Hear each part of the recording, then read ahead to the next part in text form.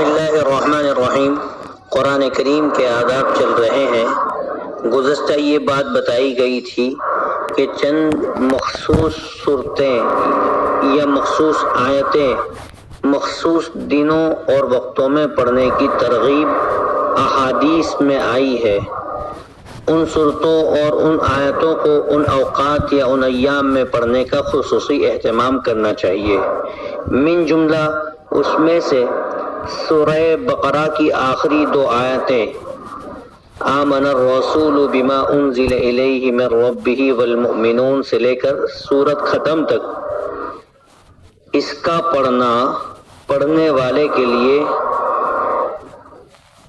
قیام لیل کی طرف سے یا جن و شیاطین سے حفاظت کے لیے کافی ہو جاتا ہے۔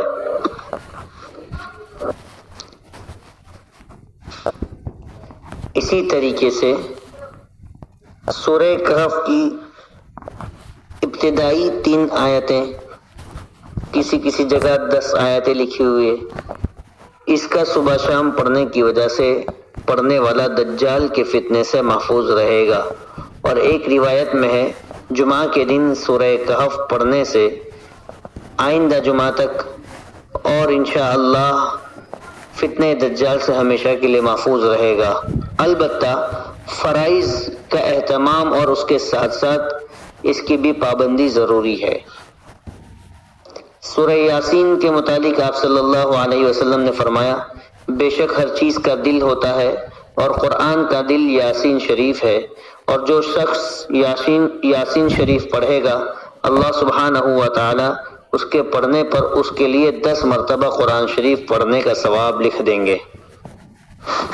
سورہ دخان جو 25ویں پارے میں ہے، اس کے متعلق آپ صلی اللہ علیہ وسلم نے فرمایا، جو شخص کسی بھی رات سورہ حامیم الدخان پڑھتا ہے تو صبح تک اس کے لیے 70,000 فرشتے استغفار کرتے ہیں۔ اللہ تعالی ہمیں پابندی سے عمل کی توفیق نصیب فرمائے۔ روزانہ رات میں سورہ دخان پڑھ لینا چاہیے، جس کی فضیلت یہ ہے کہ ہر رات میں جس رات میں یہ سورہ دخان پڑھی جائے گی، پوری رات 70,000 فرشتے اس کے لیے استغفار کریں گے، اور چونکہ فرشتے گناہوں سے پاک ہے، ان کی دعائیں قبول ہوتی ہے، لہذا ان کی ہمارے حق میں توبہ کرنا، ہمارے حق میں استغفار اللہ سے طلب کرنا، یہ انشاءاللہ قبول ہو جائے گا۔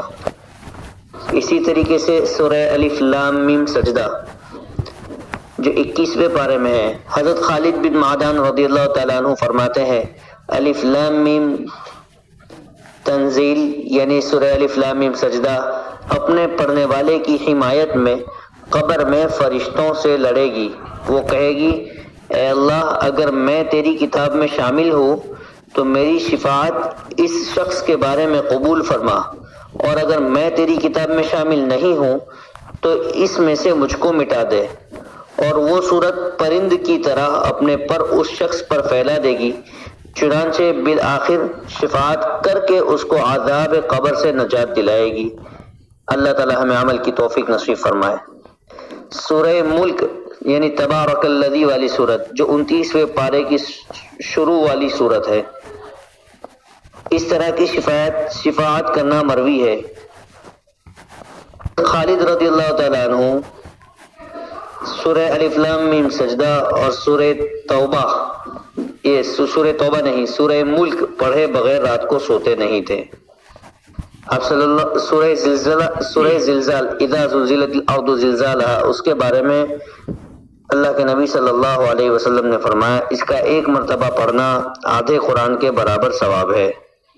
سورہ کافرون قرآن کا چوتھائی بتایا گیا ہے، یعنی 1 مرتبہ پڑھنے سے 1/4 قرآن کا ثواب، اسی طریقے سے 4 مرتبہ پڑھنے سے 1 پورے قرآن کا ثواب بتایا گیا ہے۔ سورہ اخلاص کے بارے میں حضرت انس رضی اللہ تعالیٰ عنہ فرماتے ہیں، ایک شخص نے آ کر کہا، اے اللہ کے رسول، میں اس صورت یعنی سورہ اخلاص سے محبت کرتا ہوں۔ تو آپ صلی اللہ علیہ وسلم نے فرمایا، تیرا اس صورت سے محبت کرنا تجھے جنت میں داخل کر دے گا۔ قرآن کریم کی تلاوت کے متعلق اور بھی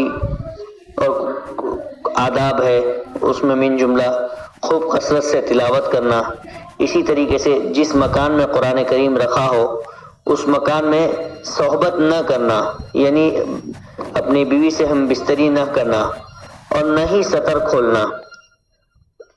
مسئلہ: اگر کسی ایسے مکان میں ہم بستری کی ضرورت پیش آ جائے تو قرآن کریم پر پردہ ڈال دیا کریں۔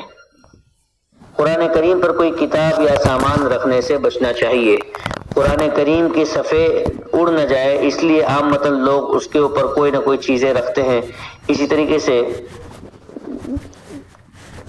قرآن کریم کی تلاوت ختم کے بعد اس میں جو رسی ہوتی ہے نشانی کے لیے، اس کے علاوہ کوئی دوسرا پرزہ، کاغذ وغیرہ رکھنا یہ بھی مناسب نہیں ہے۔ اللہ تعالی ہمیں عمل کی توفیق نصیب فرمائے۔